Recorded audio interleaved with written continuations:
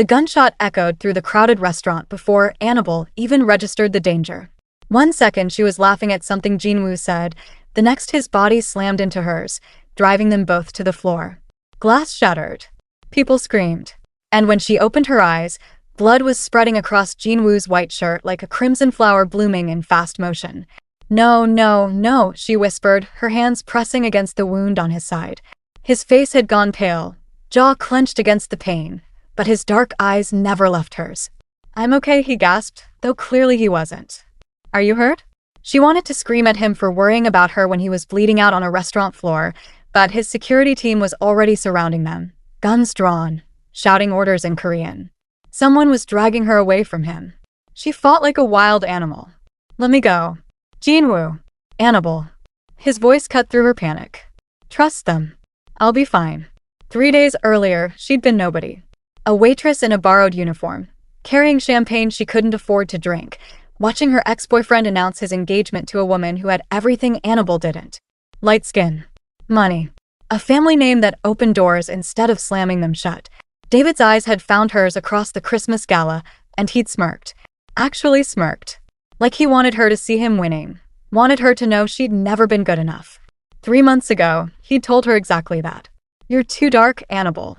Too poor. My family would never accept you. You were just practice. Practice. Like she'd been a rough draft he could crumple up and toss away. The champagne glasses on her tray rattled as her hands shook. She retreated toward the service corridor, blinking hard against the tears that threatened to ruin her makeup. She couldn't cry here. Couldn't give David or anyone else the satisfaction of seeing her break. That's when she saw him. He stood near the kitchen entrance, holding a glass of champagne with the casual grace of someone who belonged everywhere and nowhere. His black suit was simple, no bow tie, no flashy accessories. His face could have been carved from marble, all sharp angles and intense eyes that seemed to see through everything. Korean, definitely. Handsome in a way that made her forget to breathe for a second. A waiter, she decided. Had to be. He was dressed too casually to be a guest at this kind of event. Desperation made people do crazy things. Anabel had learned that lesson early in life, growing up in a cramped apartment in Yaba where the electricity cut out more often than it stayed on, where her mother worked 3 jobs just to keep them fed. She'd clawed her way up from nothing, and David had made her feel like nothing again. Not anymore. She walked straight up to the stranger, heart pounding so hard she could feel it in her throat. I need a favor, she said, keeping her voice low. See that couple over there? The one surrounded by cameras? That's my ex, and he just announced his engagement. I'll give you 50,000 naira to kiss me. Make it look real. The stranger raised one eyebrow, and something flickered in his dark eyes. Amusement, maybe. Or interest. 50,000 naira? His English was perfect, barely accented. You're undervaluing yourself. She blinked, thrown off balance. What? I'll do it for free. He set down his glass and stepped closer, close enough that she could smell his cologne, something expensive and subtle. But when I kiss you, everyone will believe you're mine. Can you handle that? Before she could answer, before she could think, his hand curved around her waist and pulled her against him. His other hand slid into her hair, tilting her head back, and then his mouth was on hers and the entire world went silent. She'd been kissed before. This wasn't that. This was possession. His lips moved against hers with absolute certainty, his tongue sliding past her defenses before she even knew she had any. Her hands clutched at his shoulders, and she heard herself make a sound she'd never made before, something between a gasp and a moan. His grip on her waist tightened, possessive, and she felt the hard length of his body against hers as camera flashes exploded around them like fireworks. When they finally broke apart, she was breathing hard, her lips swollen, her entire body trembling. The gala had gone completely silent. Every single person was staring at them. The MC's voice crackled over the speakers, bright with forced enthusiasm.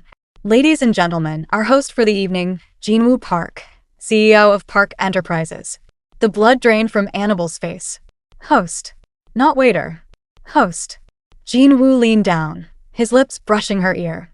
You just kissed a very dangerous man, beautiful. I hope you're ready for the consequences. Then he walked away, leaving her standing there with her heart racing and her mind spinning and the certain knowledge that she'd just made either the best or worst decision of her life. She didn't sleep that night. How could she when her phone wouldn't stop buzzing? Calls, texts, notifications, all flooding in so fast her phone heated up in her hand. By the time the sun rose over Lagos, painting her tiny apartment in shades of gold and orange, the photo had been shared over 2 million times. The kiss. That kiss. Frozen in digital immortality for the entire world to see. She looked wrecked in it. Hair messed up, lips parted, her back arched as Jin-Woo held her like she was something precious and dangerous all at once. His face showed nothing but absolute focus, like she was the only person in the universe who mattered. The comments ranged from supportive to vicious to thirsty. She's gorgeous. Black excellence. Who does this nobody think she is? I need a man to look at me like that before I die. He's a mafia boss, you idiots. She's in danger. That last comment made her hands go cold. She opened a new browser tab and searched Jin-Woo Park. The results made her stomach drop. Billionaire. CEO. And buried in the articles, if you knew where to look, suspected ties to organized crime, money laundering allegations that never quite stuck, business rivals who mysteriously withdrew from deals or disappeared entirely. The youngest son who'd inherited his father's empire at 19 and turned it into something even more powerful and terrifying. Her phone rang. David. She declined the call. He called again. And again. On the fourth attempt, she answered just to make it stop. Anabel, please, we need to talk. No, we don't. Chitara left me. The engagement is off. Her family saw the photos and they're furious. They think I humiliated their daughter by not being over you. They've pulled their business partnership with my father's company. This is a disaster. Good, she thought. Out loud, she said, that sounds like a you problem, David. I made a mistake. I should never have let you go. We can fix this. We can. I wasn't broken, David. You were just too blind to see what you had. She ended the call and blocked his number. Zainab called next. Her best friend's voice came through high-pitched with excitement. Girl, you have to tell me everything. Who is this man? When did this happen? Why am I finding out from Instagram that you're dating a literal mafia boss billionaire? I'm not dating him. It was a mistake. I thought he was a waiter. Zainab's laugh was so loud Anabel had to pull the phone away from her ear. You thought Jin-Woo Park was a waiter? Anabel, he owns half of Lagos. His company built the Eco-Atlantic Towers. He's been on the cover of Forbes Asia 3 times. I didn't know that yesterday. Well, you're about to know a lot more. Because according to Twitter, 3 Korean men in very expensive suits just pulled up to your building. Anabel's head snapped toward her window. Sure enough, a black Mercedes with tinted windows sat at the curb, and 3 men in dark suits were walking toward her building entrance. I have to go, she whispered. Anabel, be careful. These men don't play games. The knock on her door was polite but firm. Anabel checked the peephole and saw one of the men standing there, hands folded in front of him, expression neutral. She opened the door but kept the chain lock on. Can I help you? Miss Cyanidine, Mr. Park requests your presence. The car is waiting. And if I refuse? The man's expression didn't change, but something cold flickered in his eyes. Mr. Park doesn't receive refusals. Please don't make this difficult. She could scream, could call the police, though she doubted they'd be much help against men like these. Or she could face the consequences of her impulsive decision like an adult. Anabel grabbed her bag and followed them down.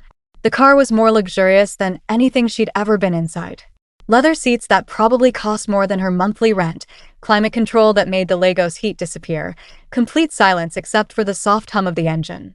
The men didn't speak to her during the drive. They didn't need to. Their presence said everything. They took her to a penthouse overlooking Victoria Island, all floor-to-ceiling windows and minimalist furniture that screamed money. Jin-Woo stood by the windows, a glass of whiskey in his hand, still wearing a suit despite the early hour. He didn't turn when she entered. You caused quite a stir, Miss Cyanidine. I didn't know who you were. I'm sorry. Are you? Now he turned, and those dark eyes pinned her in place. Because you don't sound sorry. You sound scared. Can you blame me? You had your men practically kidnap me. I invited you. There's a difference. He took a sip of his whiskey, watching her over the rim of the glass. Tell me, what were you thinking? Using a stranger for revenge? I was thinking that I wanted David to see me happy. I wanted him to feel a fraction of the humiliation he put me through. And did it work? I don't know yet. Does it matter? Jin-Woo smiled, and it was the most dangerous expression she'd ever seen. It matters very much. Because that kiss, Miss Cyanidine, that kiss you used me for? It's changed everything. He set down his glass and walked toward her with the measured pace of a predator. Anabel forced herself to stand still, to not back away even as every instinct screamed at her to run. My family in Seoul, Jin-Woo said, stopping just inches from her, has been pressuring me for 2 years to marry Soon-hee Choi. Daughter of the Choi family, our business rivals turned reluctant allies. A marriage would unite our operations, strengthen both families, make us untouchable. Congratulations, Anabel said, her voice sharper than intended. Why are you telling me this? Because I despise Soon-hee. She's cold, calculating, and cares about nothing except power. I've been looking for a way out of this arrangement since my father died and left me in charge of an empire I never wanted. His hand came up and she flinched, but he only tucked a loose strand of her hair behind her ear. The gesture was oddly gentle. Then you appeared. Bold enough to kiss a stranger. Desperate enough to take risks. And that photo went viral at exactly the right moment. I don't understand. My grandmother believes in destiny. She saw that photo, saw the way I was looking at you, and she called me this morning. For the first time in 2 years, she didn't mention Soon-hee. She asked about you. Anabel's heart was racing again, but for entirely different reasons now. What are you saying? I'm saying I have a proposition. We continue what you started. Fake relationship. 6 months. Public appearances, social media. Enough to convince my family that you're the one. When it's done, we stage a breakup. You walk away with 15 million naira, your mother's medical bills paid, and your brother's university fees covered. The amount made her dizzy. 15 million. That was generational money. Life-changing money. Her mother could retire. Her brother could go to any school he wanted. She could finally breathe. Why me? You could hire an actress. Someone trained for this. Actresses can't recreate what happened last night. That kiss was real, Anabel. Everyone saw it. Everyone believed it. That's what I need. She studied his face, looking for the trap. There had to be one. Men like him didn't offer millions without expecting something in return. What's the catch? The catch is that my world is dangerous. You'll have security with you at all times. You'll follow my rules. And you'll be convincing, because if my family suspects this is fake, there will be consequences. What kind of consequences? His jaw tightened. The kind where both of us end up dead. My family doesn't tolerate deception, Miss Cynadine. If we do this, we commit fully. She should say no. Should walk out of this penthouse and never look back. But she thought about her mother, coughing through the night because they couldn't afford the medication she needed. Her brother, brilliant and ambitious, working 3 part-time jobs just to help with rent. Herself, exhausted and invisible, serving champagne to people who looked through her like she was glass. 20 million, she said. And you help my brother get into university. Not just pay for it. Help him get in. Jin-Woo's eyes gleamed with something that might have been respect. You negotiate. I like that. Fine. 20 million, university assistance, medical bills paid in full. But you follow every rule. No exceptions. I have one rule of my own. No real intimacy. This is business. He smiled, slow and dangerous. We'll see how long that rule lasts. I'm serious. So am I. But I've learned that the things we resist the hardest are usually the things we want the most. He extended his hand. Do we have a deal? Anabel looked at his hand, then at his face, then at the sprawling city visible through the windows behind him. She thought about David's smirk. About years of being told she wasn't enough. About the chance to be someone who mattered, even if it was fake. She shook his hand. His grip was firm, warm, and sent electricity racing up her arm. We have a deal. The next week was a whirlwind that left Anabel dizzy and disoriented. Jin-Woo moved her into a luxury apartment in Ikoyi, all marble and glass and furniture that looked too expensive to sit on. His security team did a sweep of her old apartment, collecting her belongings while she watched from the doorway, feeling like she was watching her old life being packed away into boxes. Her mother called, frantic with worry after seeing the photos. Anabel, what is happening? Who is this man? Are you safe? Mama, I'm fine. Better than fine. He's good to me. But the things they're saying online. They say he's dangerous. They say his family. Mama, trust me. Please. When have I ever led us wrong? The silence on the other end was heavy with doubt, but finally her mother sighed. You're my daughter. Stubborn like your father. Just promise me you'll be careful. I promise. Jin-Woo sent people to help her. A stylist who took one look at her wardrobe and declared it all unwearable. A woman named Grace who taught her which fork to use at formal dinners, how to walk in heels without looking like a baby giraffe, how to smile for cameras without looking terrified. A Korean tutor who started teaching her basic phrases. Sarangi means I love you, the tutor said. You'll need to say it convincingly. Anabel practiced in the mirror. Sarangi. The word felt strange on her tongue, too intimate for something fake. Their first public appearance was at a charity gala 3 days later. Jin-Woo's scented dress, red silk that hugged every curve and made her feel powerful and exposed all at once. When his driver picked her up, she felt like she was walking into a dream or a trap. She still couldn't tell which. Jin-Woo was waiting in the car, looking devastating in a black tuxedo. His eyes moved over her slowly, and she saw his jaw tighten. You look beautiful. Thank you. You clean up well yourself. He laughed, low and genuine. Are you ready for this? No, but I'll manage. The gala was even more overwhelming than the Christmas party. More cameras, more people, more eyes tracking their every move. Jin-Woo's hand never left her body, always touching her waist or her back or holding her hand. Possessive. Claiming. Exactly what they needed people to see. But it didn't feel like acting. His touch burned through the silk of her dress. When he leaned down to whisper in her ear, pretending to tell her something sweet, his breath made her shiver. You're doing perfectly, he murmured. Everyone believes it. Do you? The question slipped out before she could stop it.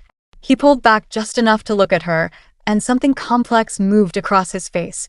That's a dangerous question, Anabel. They danced. His hand splayed across her lower back, pulling her close enough that she could feel the hard muscle of his chest through his shirt. She'd never been held like this, like she was something precious and desired all at once. Tell me something real, she said. Something not part of the act. Why? Because I want to know who you actually are. Not the billionaire. Not the boss. You. Jin-Woo was quiet for so long she thought he wouldn't answer. Then, I hate whiskey. Everyone expects me to drink it, so I do. But I prefer hot chocolate. My mother used to make it for me before she died. The confession was so unexpected, so vulnerable, that Anabel felt something crack in her chest. How old were you when she died? 12. Cancer. It was fast and brutal, and my father threw himself into work to cope. I learned early that showing weakness gets you killed in this world. That's a terrible lesson for a child to learn. Most of my lessons were terrible, but they kept me alive. His thumb traced small circles on her back. What about you? Tell me something real. I'm terrified right now. Terrified that I'll mess this up. Terrified that I'll get used to this life and then have to go back to who I was before. Terrified that. She stopped herself. That what? That this might start to feel too real. Jin-Woo's eyes darkened. His hand tightened on her waist. For a second, she thought he might kiss her right there on the dance floor. Instead, he said, then we're both in trouble. The rest of the evening passed in a blur. They smiled for cameras, made small talk with wealthy donors, played their parts perfectly. But something had shifted between them. Every touch lingered a little longer. Every look held a little more heat. When his driver took them back to their separate apartments, Jin-Woo walked her to her door. You did well tonight, he said. So did you. Very convincing. Was I? He stepped closer, and she found herself backed against her door. Or was it not convincing enough? Her breath caught. Jin-Woo. I'm trying to follow your rule, Anabel. I'm trying to keep this professional. But you're making it very difficult. I'm not doing anything. You exist. That's enough. His hand came up, cupping her face with surprising gentleness. Tell me to leave. She should. She absolutely should. Instead, she heard herself whisper, what if I don't want you to? He made a sound low in his throat, something between a groan and a curse, and then his mouth was on hers.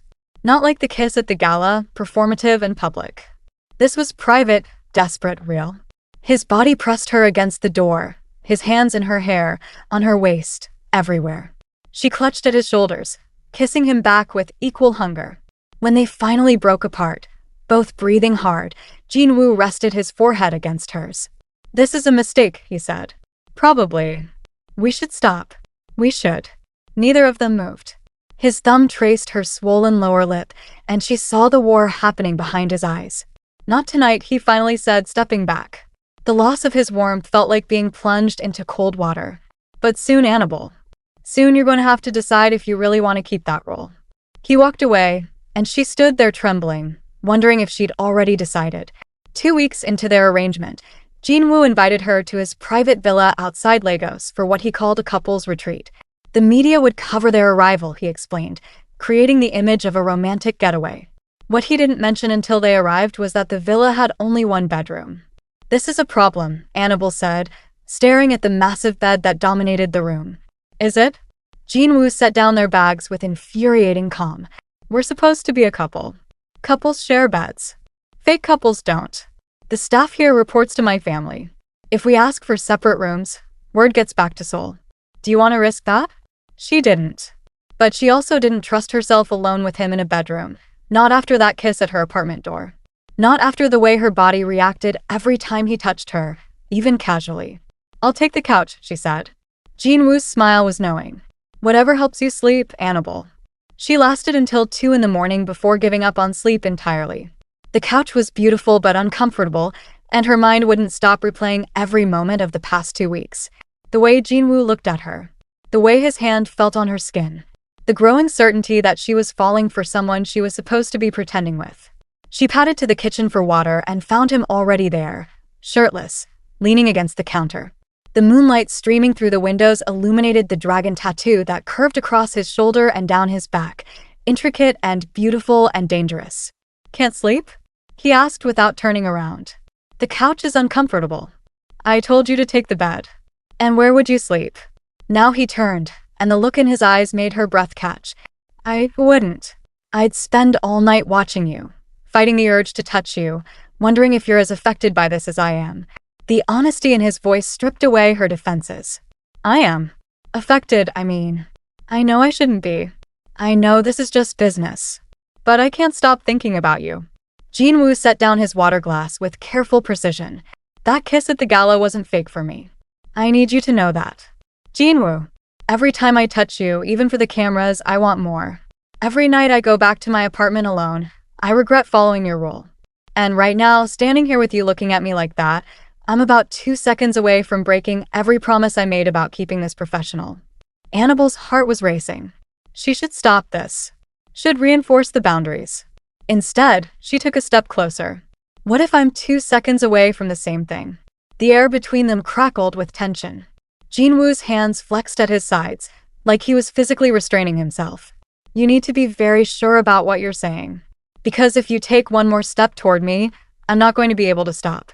She took the step. He moved so fast she gasped, lifting her onto the counter, his body pressing between her thighs. His mouth found hers in a kiss that was nothing like their previous ones. This was raw need, years of control finally snapping. His hand slid under her nightshirt, warm against her skin, and she arched into his touch. "Tell me to stop," he breathed against her neck, his teeth grazing the sensitive skin there. "Don't stop."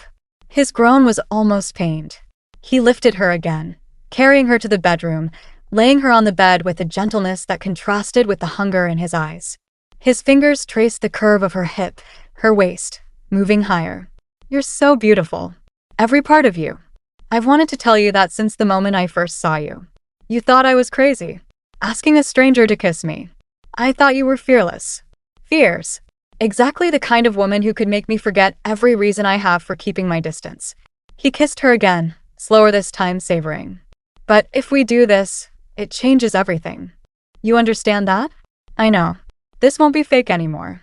I won't be able to pretend I don't want you. That I don't need you." The vulnerability in his confession made her chest ache. She pulled him down to her, kissing him deeply. "Then don't pretend. Not tonight. Not with me." What happened next was slow and intense, and nothing like Anabel had experienced before. Jin-Woo took his time, learning every curve of her body, whispering to her in Korean and English, words of praise that made her feel worshipped. When he finally moved inside her, she gasped at the intimacy of it, the way he watched her face like she was the most important thing in his universe. "Anabel," he breathed, and her name sounded like a prayer. They moved together, finding a rhythm that felt inevitable, like they'd been building to this moment since that first kiss. When she came apart in his arms, crying out his name, he followed seconds later, burying his face in her neck. Afterward, they lay tangled together, her head on his chest, his fingers tracing lazy patterns on her shoulder. "What happens now?" she whispered. "Now everything gets more complicated." And more dangerous. He kissed the top of her head. But I don't care. You're worth the risk. She wanted to believe him. She wanted to believe this could be more than a business arrangement that got out of hand. But a small voice in her head whispered that men like Jin-Woo didn't fall for women like her. Not really. Not forever. The next morning, reality came crashing back. They were having breakfast on the villa's terrace when Jin-Woo's phone rang. His expression went cold as he listened to whoever was on the other end. When did she land? A pause. No, don't try to stop her. Let her come. He ended the call and met Anabel's worried gaze. Soon he is in Lagos. She'll be at tonight's business dinner. The woman your family wants you to marry? Yes. And she's not going to be happy about you. That was an understatement. Soon Choi swept into the restaurant that evening like a winter storm, beautiful and cold in white Chanel, her eyes finding Jin-Woo immediately. She ignored Anabel completely at first, speaking to Jin-Woo in rapid Korean that sounded sharp and accusatory. Jin-Woo responded in the same language, his tone firm. Finally, soon he switched to English, her gaze sliding to Anabel with barely concealed disgust. So this is the help you've been playing with. She's very exotic, Jin-Woo Appa. I can see the appeal. Anabel felt her cheeks burn, but before she could respond, Jin-Woo's hand found hers under the table, squeezing gently. Anabel is my girlfriend, soon he. You'll show her respect, or you can leave. Girlfriend? Soon he laughed, the sound like breaking glass. Please. Our families have an agreement. My father and your grandmother have been planning this union for years. This little distraction doesn't change anything. It changes everything. I'm not marrying you. I never was. Something dangerous flashed in Soon-hee's eyes. We'll see about that. The rest of the dinner was tense, Soon-hee making pointed comments about Anabel's background, her lack of sophistication, her unsuitability for Jin-Woo's world. Jin-Woo defended her at every turn, but Anabel could feel the weight of Soon-hee's hatred growing with each passing minute. When Soon-hee excused herself to the restroom, Anabel followed, needing a moment to compose herself. She was washing her hands when Soon-hee emerged from a stall, her reflection in the mirror. You really think you can keep him? Soon-hee asked, reapplying her lipstick with precise movements. You're just exotic fun. A rebellion. When he's bored, he'll come back to his real world. To me. He doesn't want you. Want. Soon-hee laughed. This isn't about want. It's about power. Family. Legacy. Things you couldn't possibly understand. I'll give you 5 million naira to disappear now before this gets ugly. Anabel turned to face her directly. I'm not for sale.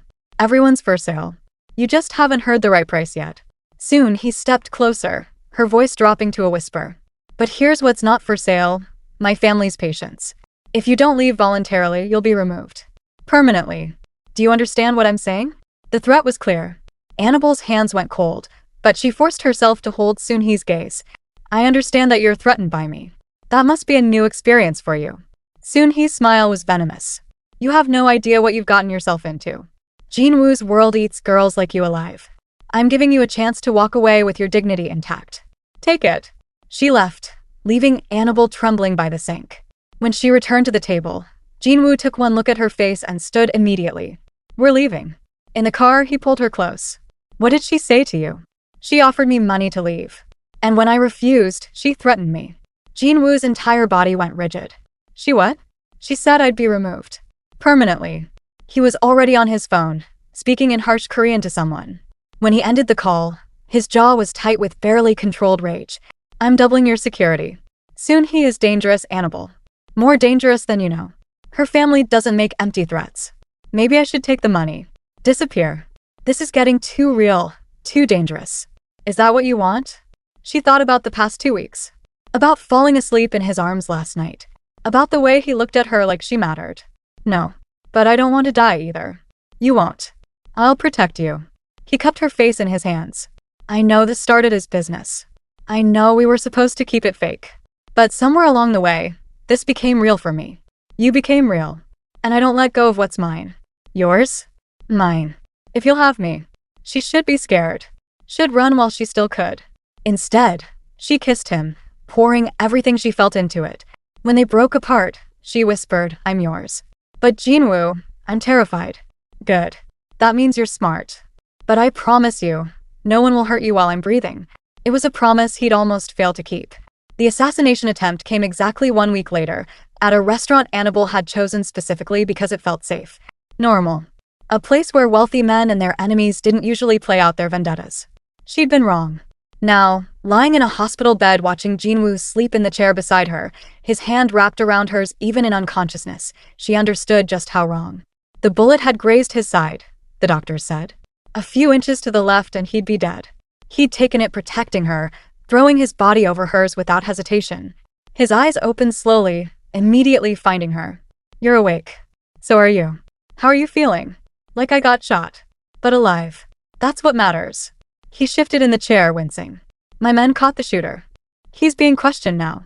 Who sent him? Jin-Woo's expression went dark. We'll know soon. But I have my suspicions. Those suspicions were confirmed 2 hours later, when his head of security arrived with information. Anabel watched Jin-Woo's face go from controlled anger to cold fury as he listened. Min-jun, he said finally, and the name came out like a curse. My own cousin. Your cousin tried to kill you? Not just kill me. Kill us both. He's been working with Soon-hee's family, planning a takeover. If I die, he inherits the company. If he marries Soon-hee, the families unite under his control. You were supposed to be the scorned girlfriend who hired the hitman, eliminating both of us in one move. The complexity of the betrayal made Anabel's head spin. What do we do? Jin-Woo stood, moving carefully despite his injury. He pulled out his phone and made a call. Grandmother? Yes, it's me. I need you in Lagos. No. It's time to end this. His grandmother arrived the next day, a small woman in her 70s who radiated more power than people half her age. She studied Anabel with sharp eyes that missed nothing. So you're the one who's captured my grandson's heart. I didn't mean to, Anabel said honestly. The best things in life are rarely intentional. She sat across from Anabel, tea in hand. Jin-Woo tells me you're being threatened. That Soon-hee and Min-jun are working together against us. Yes, ma'am. And yet you haven't run. Most women would have taken the money and disappeared by now. Why haven't you? Anabel met the old woman's gaze steadily. Because I love him. And I'm not built to run from things that scare me. Something like approval flickered in grandmother's eyes. You're not Korean. You know nothing of our traditions, our ways. My family will resist this match. I know. But I also know your grandson.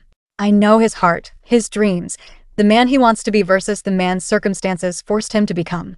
I'd die protecting him if it came to that. Can Soon-hee say the same? Grandmother was quiet for a long moment. Then she smiled. You have fire. That's good. Jin-Woo needs someone strong. Someone who won't break under the pressure of our world. You'll do. I will? Don't misunderstand. This won't be easy. There will be resistance, judgment, people who look down on you. But if you truly love my grandson, if you're willing to fight for him, then you have my blessing. And in our family, my blessing is the only one that matters. Relief flooded through Anabel. Thank you. Don't thank me yet. Now comes the hard part. We need to draw out Soon-hee and Min-jun. Get them to confess their plan publicly. Are you brave enough to be bait? Jin-Woo burst into the room. Absolutely not. I won't put her in danger again. She's already in danger, grandmother said calmly. This is the only way to end it. Unless you want to spend the rest of your lives looking over your shoulders? Anabel stood, taking Jin-Woo's hand. I'll do it. Tell me what you need. The plan was simple but risky. Anabel would contact Soon-hee, pretend to accept her bribe, agree to betray Jin-Woo. They'd arrange a meeting where Anabel would wear a wire, get Soon-hee to confess everything. Jin-Woo's security would be nearby, ready to intervene if things went wrong. If things go wrong was the part that terrified her. The meeting was set for a private room at the same hotel where the Christmas gala had been held. Full circle. Soon-hee arrived looking triumphant, clearly believing she'd won. I knew you'd see reason eventually, she said, settling into a chair with elegant grace. 5 million naira, and you disappear forever. Jin-Woo will be upset for a while, but he'll get over it. He always does. Before I agree, I need to know something. The assassination attempt. That was you? Soon-hee's smile was cold. That was Min-jun's clumsy attempt to speed things up. The plan was to frame you, make it look like a lover's quarrel gone wrong. You'd be arrested, Jin-Woo would be dead, and Min-jun would take over with me as his wife. Perfect, really. Except the fool missed. So you're planning to try again? Not try. Succeed. Tomorrow night's gala will be the perfect opportunity. Everyone will be there, cameras everywhere. Jin-Woo will give a speech, and during the standing ovation, Min-jun's man will take the shot. This time we won't miss. And you'll already be on a plane out of the country with your money, completely clean. What about Jin-Woo? You loved him once, didn't you? Soon-hee's laugh was brittle. Love? Please. Jin-Woo was always meant to be mine, a business arrangement our parents made when we were children. His refusal humiliated me, humiliated my family. This isn't about love. It's about power and revenge. He rejected me, so he dies. Simple. And you think you'll get away with this? Who's going to stop me? You? Soon he pulled a gun from her purse, casual as anything. I came prepared, just in case you had doubts. Take the money, get on the plane, or I shoot you right here and tell everyone you attacked me.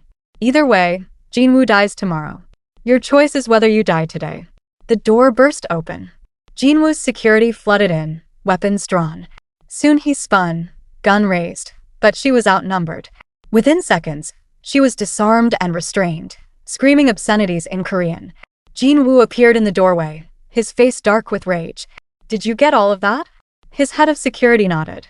Every word. Crystal clear. Good. Contact the police. And get my cousin. I want them both arrested tonight.